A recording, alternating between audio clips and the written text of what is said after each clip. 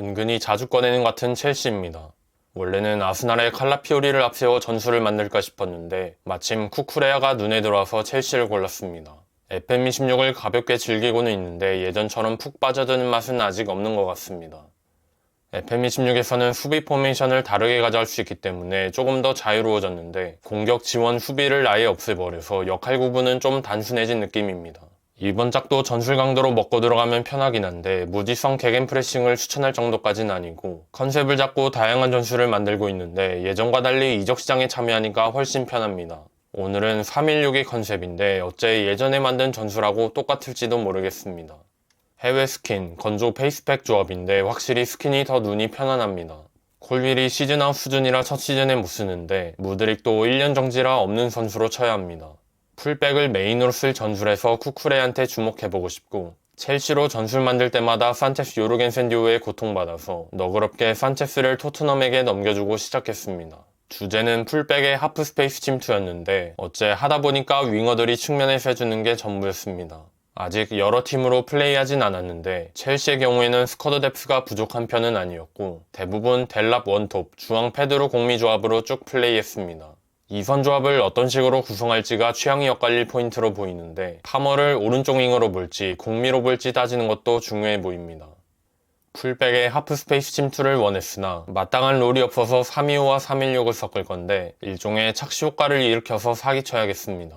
수비진 교통정리를 위해 핫웨이 요구 출전 시간을 낮출 필요가 있고 중앙 패드로 원톱으로 갈 수도 있는데 델랍을 키우는 게 더 나은 것 같았습니다. 윙어들이 날뛰는 매치 엔진이라 아예 드리블 자주까지 켜놓고 갈 이번 전술입니다. 왼쪽 인버티드, 오른쪽을 내려 스리백을 만드는 풀백 비대칭을 앞세워 스리백을 만드는 게 무난합니다.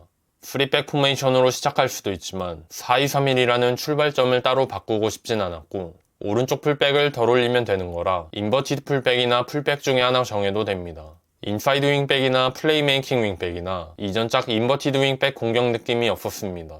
아쉬운 대로 플레이메이킹 윙백을 썼는데 이건 거의 투미들 만드는 용도였습니다.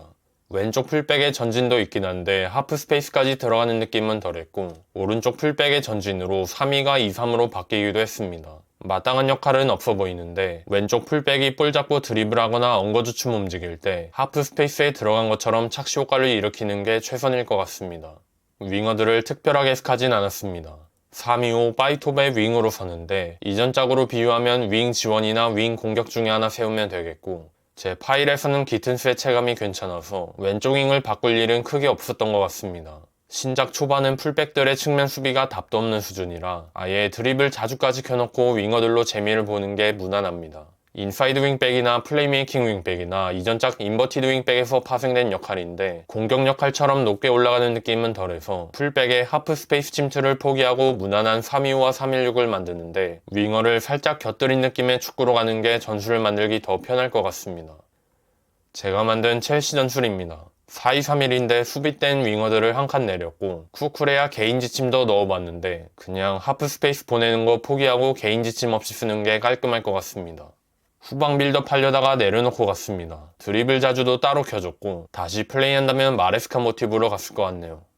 홈 원정 모두 이걸로 통일해봤는데 전술 강도 덕분에 생각보다 실점을 안 하는 편이었습니다.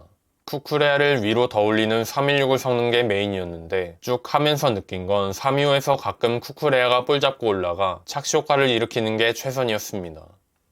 말이 박스 침투지 사실상 미드필더로 끌어와서 쓰는 걸로 그칠 수 있는 풀백의 인버티드 운영입니다.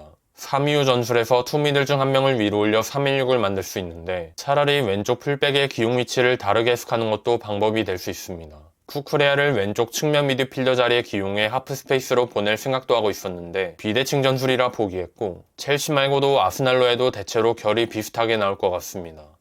풀백을 안쪽으로 끌어오기 위해 미드필더 한 명을 위로 올렸습니다. 이번 짝은 박스투박스 미드필더가 DM으로 내려가면서 세컨드 볼란테가 사라졌는데 박투박 움직임이 엉거주춤한 느낌도 있어서 다른 역할을 써도 될 것 같습니다. 비대칭 전술을 딱히 안 좋아하는 편인데 쿠쿠레아를 하프 스페이스로 보낸다가 목적이었으면 진짜 기용 위치라도 변화를 주는 게 나았으려나 싶네요. 풀백을 안쪽으로 끌어왔다 해서 끝입니다. 조금 더 안쪽으로 높게 올라가는 느낌의 풀백 역할이 보고 싶고 골이 많이 나오진 않았는데 가끔씩 약팀한테 발목이 잡혀 리그 승점이 오락가락했습니다. 1시즌 최종 성적입니다. 무관 엔딩이긴 한데 챔스 결승은 가고 싶었는데 못 갔습니다. 파머 엔소를 1월에 팔아서 도중에 에데르송을 데려왔고 득점은 부족한데 실점은 생각보다 많이 하지 않아서 공격만 손보면 될 것 같습니다. 아마 산체스 팔고 시작한 것도 상당한 지분이 있을 것 같습니다. 전술 만드는 맛은 있는데 뭔가 깊게 빠져들지 못하고 있는 신작입니다.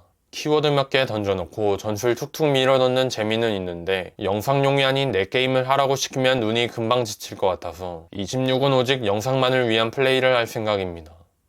풀백을 하프 스페이스로 올리지 못한 이번 전술입니다.